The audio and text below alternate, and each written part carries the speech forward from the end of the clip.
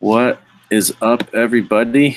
This is Marshall Lee of DonkeyJawProjects.com, and this is the Early Bird Artcast number 51. Woohoo! And, woohoo! And today we have a special. What is up, everybody? You always do that. Lee of Hold on. DonkeyJawProjects.com, and this is the Early Bird Artcast number 51. Woohoo! And today we have a special. Why can't. Oh, my computer's so slow. Hold on. That's number 51. All right, there we go. Yeah, I have Peter Palmiotti on. Hey, everybody. If you are a fan of the Artcasters, you may already know that he was on Artcasters last night, this morning, a few hours ago, however you want to call it. Yeah, pretty much I didn't sleep yet, so. Awesome. So I'm getting the punchy version of Peter, most likely. Uh-oh. Let me bring up some Clip Studio, and I'll start making some drawings while we talk. We don't really have a set topic today, but, we'll see how it goes. But one person did suggest a topic, and they were basically saying that maybe I should talk about kind of like internet etiquette as it relates to what's recently happened with Peter Simeti. More news on Peter Simeti if you haven't heard. Apparently I haven't been following it too closely because I have other stuff I've been dealing with, but apparently what happened? Somebody threatened somebody else. They said they were going to shoot somebody or something like that. And then he was in a live stream and the police came over to his house and like pointed guns at his face or something. Do you know any more about it, Peter? I saw some posts about it, and I watched Gibbon Redinger's video last night, him talking about it. I don't know all the details, but yes, like some false claims to Peter Simeti, and therefore the police showed up thinking he did something bad, and it's a whole lot of mess. And I don't know, etiquette, it's like, don't do shit that isn't isn't right. Sorry for cursing. You bastard. Now my non-monetized video is going to get demonetized. No, that won't happen. Kids, cover your ears. No, no, it's just like it's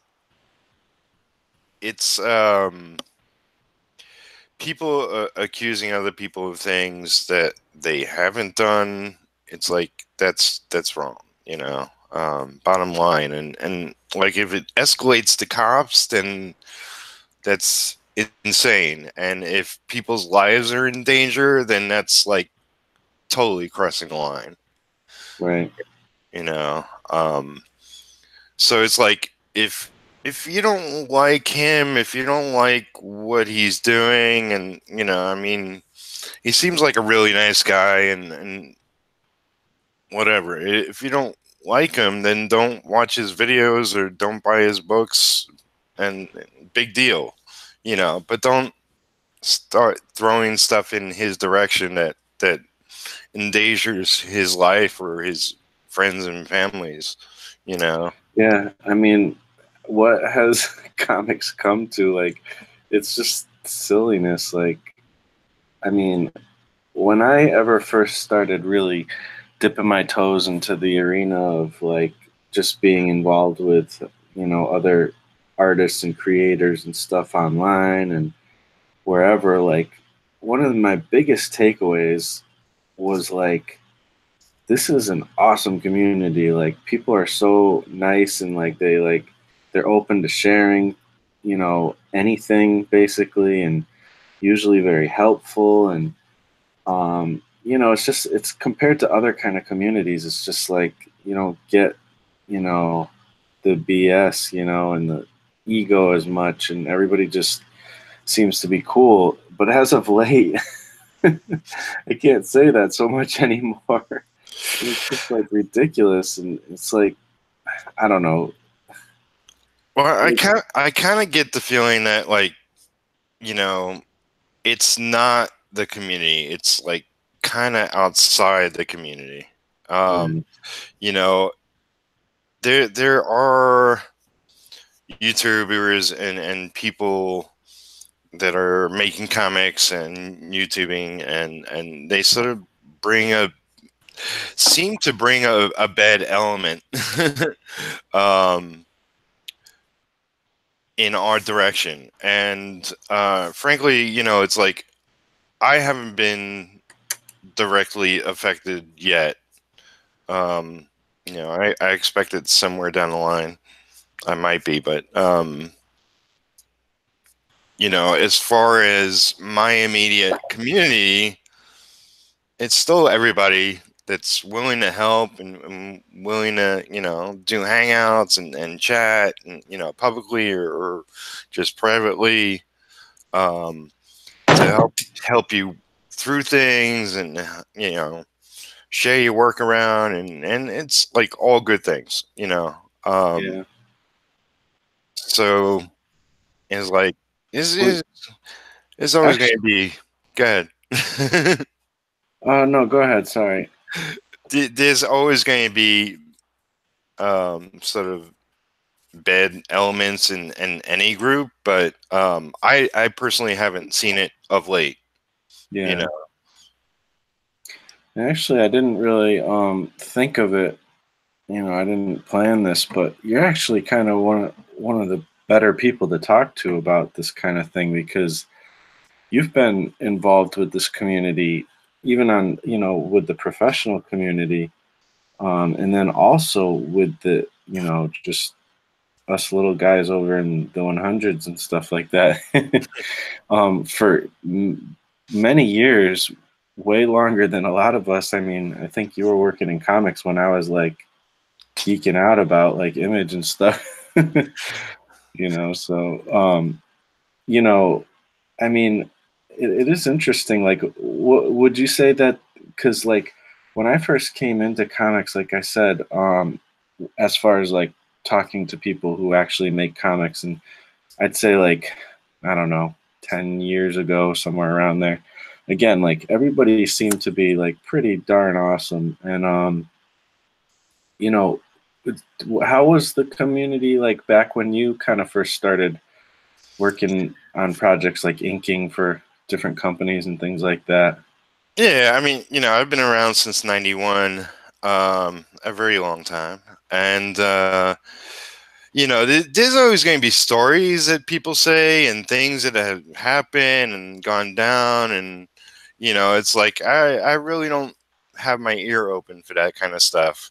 Hmm. You know, it's like I'm interested in the writers and the artists and the creative end of it, and I don't get stuck in the minutia of all that BS. Um, so so it's like, you know, um, I'm sure, like, you know, if you're the type of person that loves the gossip and you know, I'm sure you can find it, but you know, I've known good people throughout the years, and it was a whole different world back then. You know, there wasn't the internet, but there there could still be um, word of mouth and just, you know, people at conventions doing stuff, or people within companies doing stuff and whatnot. And you know, people are people, and people make mistakes, and people take things the wrong way and get easily offended, or you know, um, like, you know, we're talking comics, and that's like people are trying to make a living. projects don't always work out. Not everybody is equally happy about the way things turn out.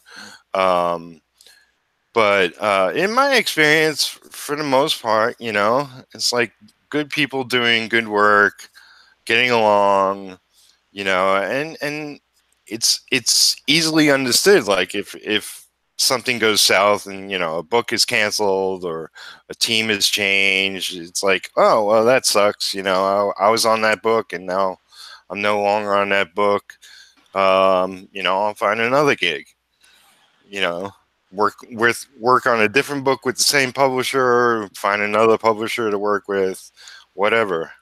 It's all freelance, and you just gotta keep busy. And I'm more a keep my head down kind of guy, and just keeping busy every day. And Now I hear about like these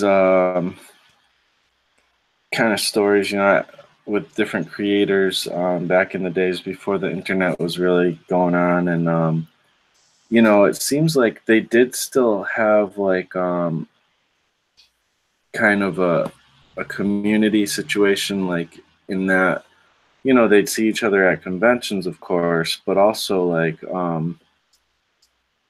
sometimes they'd be like doing their art and kind of on the phone and stuff. They'd a lot of times be talking on the phone and stuff. Like, what was the community like back then for you? Were you kind of that way, or were you just more like just quiet by yourself? Or well, I mean, like most of the time I was quiet and working at home alone. I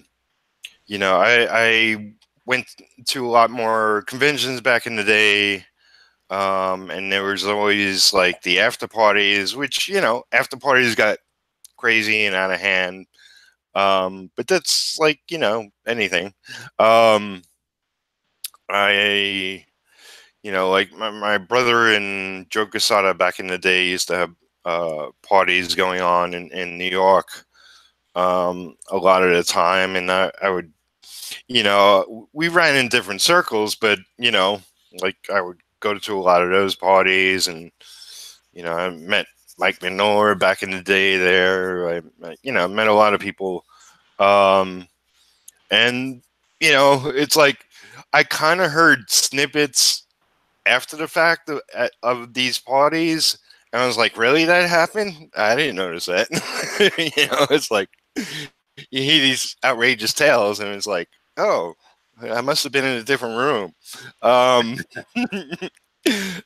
how I kept in contact with other creators is like, conventions were the biggest things. Either during the convention, if you get a chance to walk around, you can connect then, but definitely afterwards. Sometimes a lot of people would have large gatherings at different restaurants. That was always a lot of fun. Sometimes it would just be like meet at the hotel bar, after the convention. And we go like into the night drinking and whatnot. But a lot of times, when I was at home, there was no internet. It was definitely like lots of phone calls. And I spent way too much money on phone calls. Yeah. Now, you actually had the you were able to actually work in a studio a few times, like an actual like comic art studio a few times, correct? Yeah, I mean, like when I started, a lot of the times what I did was assist my brother on his projects. And he had, fellow friends and other people helping him out. So that was sort of a studio atmosphere. Like he had a day job as a photo retoucher at one point, and he worked on comics on the side, and he was able to use their offices after hours. And so that was kind of like the first studio environment I was kind of a part of for a while. Mhm. Definitely when I worked at Valiant Comics, this was after Barry Smith left, but when Bob Layton was in charge. Mhm. And I worked there for about a year, and that was like everybody was working in the office. You got the writers, the artists, inkers, colorists, editors, production, everybody, letterers. And how was that environment? It was amazing. It was like, you know, it's like, hey, excuse me for 1 second. I'll be right back. Yep.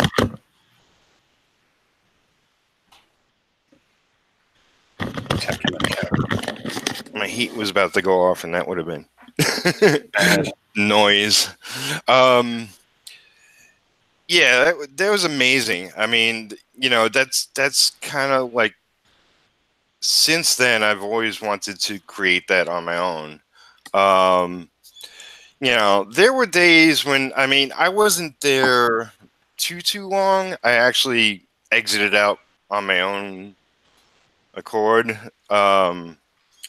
because, you know, it's like sometimes I can work in that atmosphere no problem, but a lot of times it's distracting. And that's no slam on anybody. You know, it's like, you know, everybody there was working hard. Just some people work hard and play hard at the same time. um, but you know, it really wasn't that bad. It was just, you know, I was used to working at home alone, so it was an adjustment. But I, you know, it's like I made a lot of friends there. You know, it's like I really wouldn't have worked on Aquaman if I didn't meet Jim Calfury there and strike up a friendship. Right. Because he, you know, he essentially got me the gig. You know, at least cracked the door open for me. And I did some samples, and, you know, Jim approved and editor approved, and it was like, okay, give me some work. Nice. Yeah. But that was an amazing experience, and yeah, Well, I'm assuming it was pretty good, because you know I always hear you talking about like one of your biggest kind of dreams with all this is to create a studio environment, where people can come and like where you'll have your people working and stuff, and kind of even in the same room like the old days and stuff. I think you've said, right? yeah, definitely. You know, it's like it's only grown in my head since since then. It's a art community, or a commune. Some people call my hand here. But you know, I might buy a ranch one day and have, you know, an art studio there.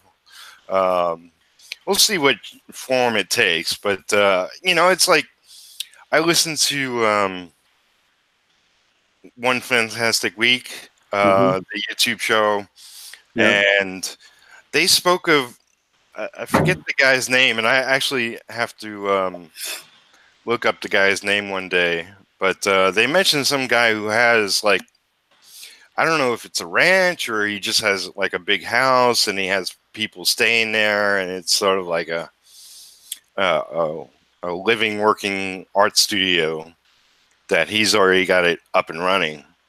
So I'm not the only one with the idea. Yeah.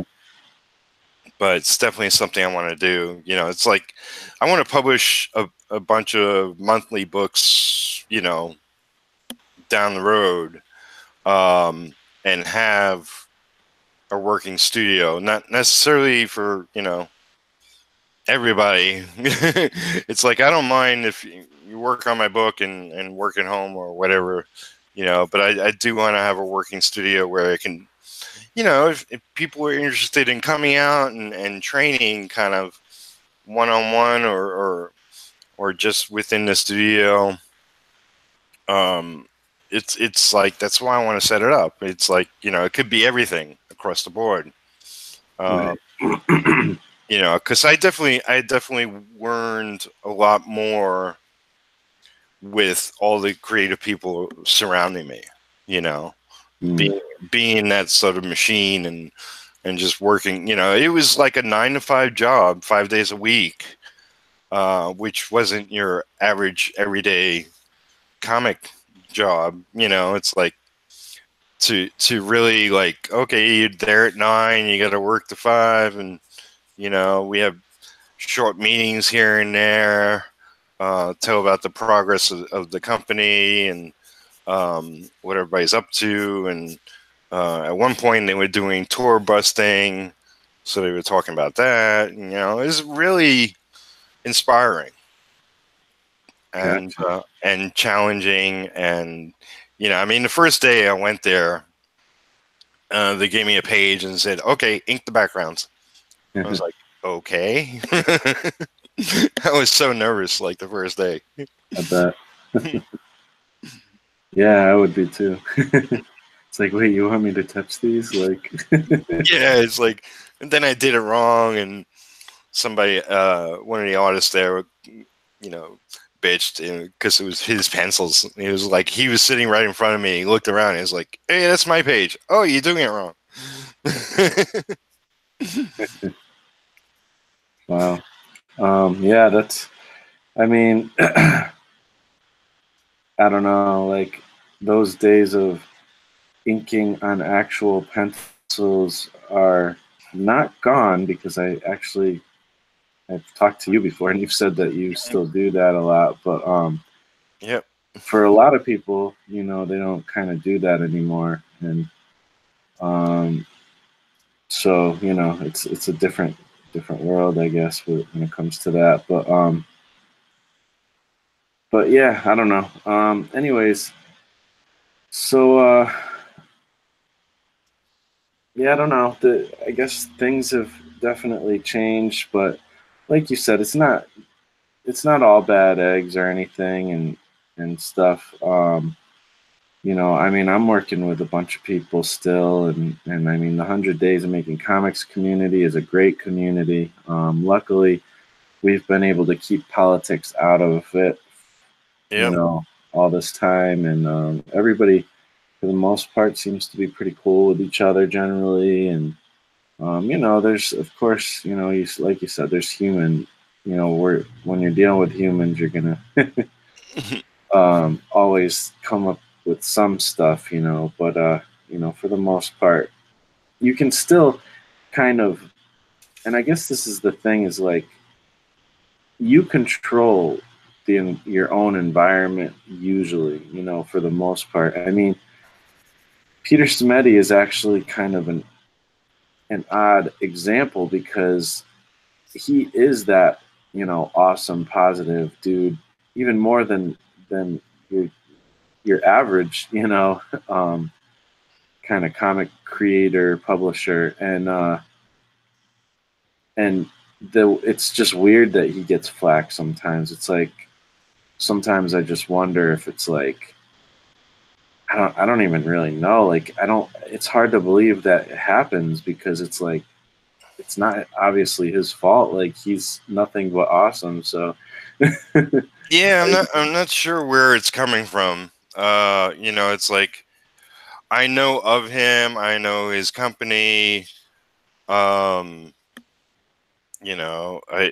seen a couple of his books, and I've definitely went online, looked at his stuff.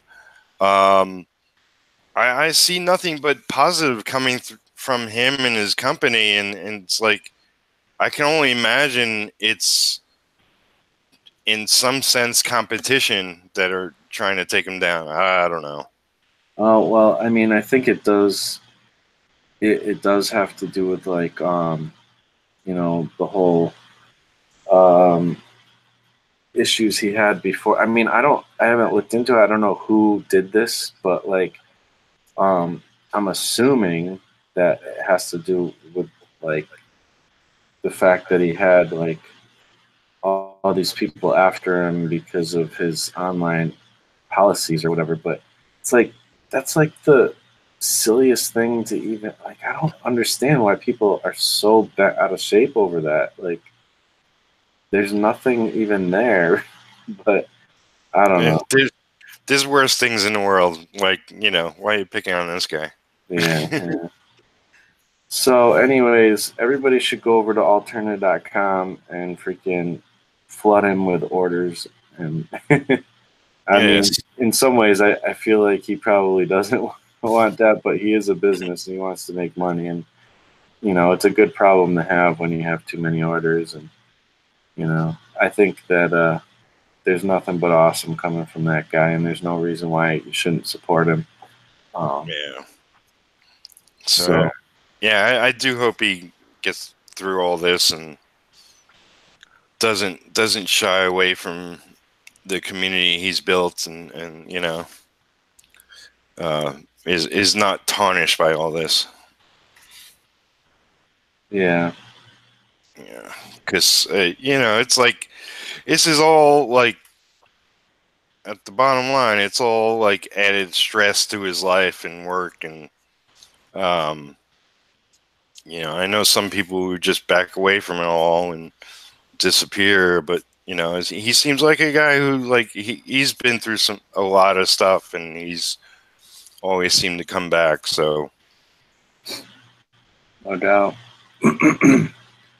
So yeah, I'm definitely rooting for him. For sure. Let's see. I did want to mention real quick that I can't help but want to kind of promote Alita Battle Angel. I actually do have to get going, but I did want to let just mention, if you didn't know, that movie came out yesterday, so in the States, so go check it out. I can't wait to go see it. Ox already saw it. He told me, he mentioned that he thinks, I don't know, he said you have nothing to worry about, so I'm assuming that means it's good. Good. I've So, heard a lot of things, and almost was turned off by it, but it is Robert Rodriguez's project, so I love his work. yeah. I can't imagine it's going to be a bomb, that's for sure, especially with Robert Rodriguez and James Cameron. Yeah, it looks pretty, Yeah. When I've seen it, it looks pretty. So yeah, I do have to get going. I see Gazbot in the chat chatting about some things, and so that's cool. What's up, everybody who's in the chat? Like I said, I do have to cut it short, unfortunately, but I appreciate you guys hanging out, and we'll be doing more live streams. I haven't done so many lately, but I try to do at least one a week, but I think I'm going to be doing more than that soon. So thank you for hanging out. Thanks, Peter, for coming on. Again, check out Peter's stuff. His link is in the description, the YouTube and everything.